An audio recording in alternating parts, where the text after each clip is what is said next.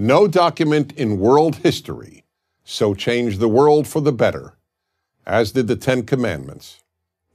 Western civilization, the civilization that developed universal human rights, created women's equality, ended slavery, created parliamentary democracy, among other unique achievements, would not have developed without them. As you will see when each of the Ten Commandments is explained, these commandments are as relevant today as when they were given over 3,000 years ago. In fact, they're so relevant that the Ten Commandments are all that is necessary to make a good world, a world free of tyranny and cruelty. Imagine for a moment a world in which there was no murder or theft. In such a world, there would be no need for armies or police or weapons. Men and women and children could walk anywhere at any time of day or night without any fear of being killed or robbed. Imagine further a world in which no one coveted what belonged to their neighbor, a world in which children honored their mother and father and the family unit thrived, a world in which people obeyed the injunction not to lie. The recipe for a good world is all there in these 10 sublime commandments. But there is a catch. The Ten Commandments are predicated on the belief that they were given by an authority higher than any man, any king, or any government. That's why the sentence preceding the Ten Commandments asserts the following: God spoke all these words. You see, if the Ten Commandments, as great as they are, were given by any human authority, then any person could say, "Who is this man Moses? Who is this king or queen? Who is this government to tell me how I should behave?" Okay, so why is God indispensable to the Ten Commandments? Because, to put it as directly as possible, if it isn't God who declares murder wrong, murder isn't wrong. Yes, this strikes many people today as incomprehensible, even absurd. Many of you are thinking, is this guy saying you can't be a good person if you don't believe in God? Let me respond as clearly as possible. I am not saying that.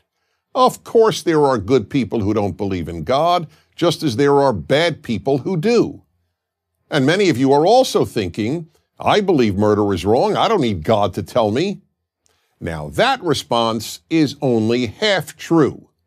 I have no doubt that if you're an atheist, and you say that you believe murder is wrong, you believe murder is wrong.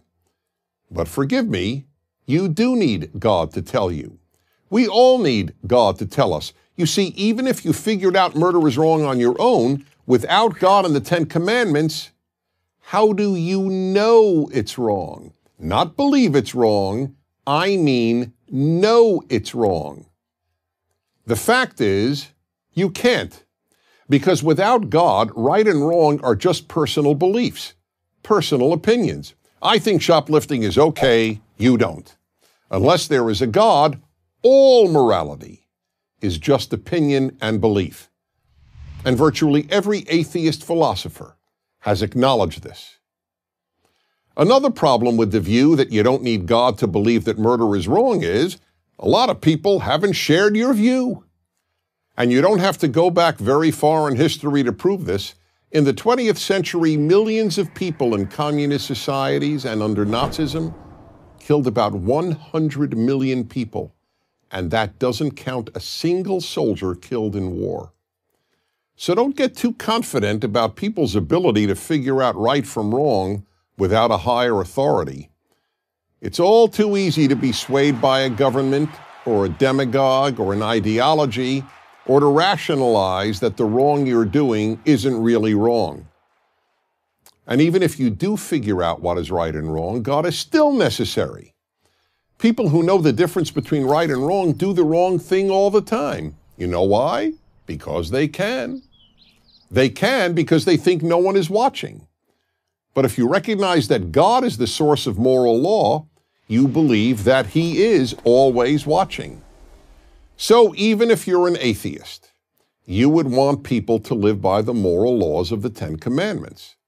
and even an atheist has to admit that the more people who believe God gave them, and therefore they are not just opinion, the better the world would be. In 3,000 years, no one has ever come up with a better system than the God-based 10 Commandments for making a better world, and no one ever will. I'm Dennis Prager. Join Prager University, subscribe to our YouTube channel, and sign up for free at prageru.com.